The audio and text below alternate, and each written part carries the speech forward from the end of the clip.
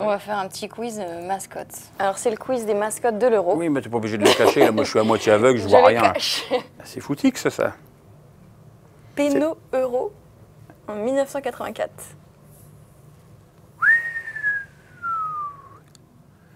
C'était bien pourri, hein. C'était en France.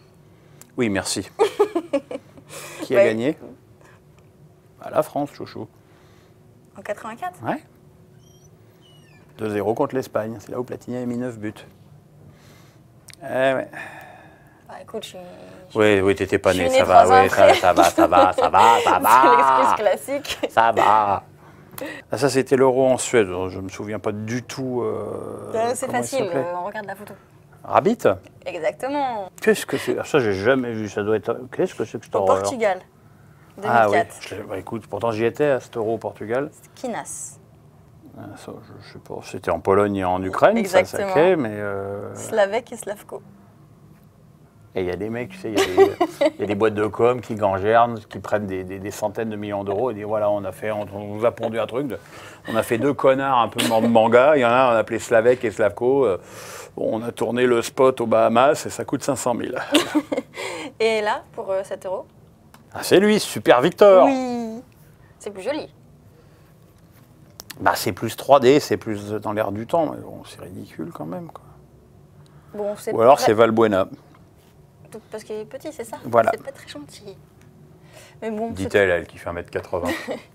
C'était presque ça, il y a encore des petits progrès à faire. Ouais, enfin en même temps, c'est pas très grave les mascottes. Hein. Mais justement, ce qui est plus important, c'est le foot, alors les pronostics. Pour l'Euro? Ouais. Oh, tu sais, moi, je suis un vieux, donc je vois toujours les Allemands gagner. C'est une sorte de base hein, chez les...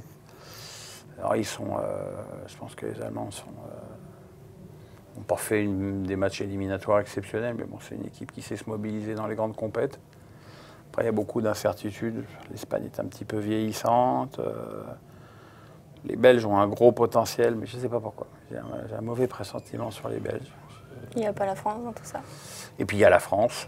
La France, elle a déjà l'avantage, 1, de jouer à domicile, et 2, d'avoir un groupe très facile, ce qui fait qu'elle va quand même de se retrouver en 8e de finale sans trop de problèmes.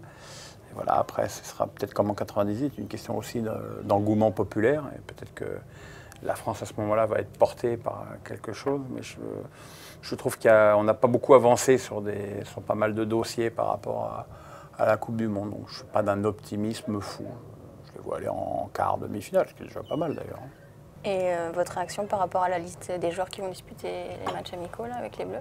Bah, si tu veux, comme dans cette liste, tu n'as pas Benzema et Valbuena, tu peux penser que c'est aussi une liste pour un peu gagner du temps et botter en touche. Donc j'espère que Payet et N'Golo Kanté, qui ont été appelés là et qui font tous les deux des saisons exceptionnelles en Angleterre, ne seront pas les cocus de service dans 2 mois.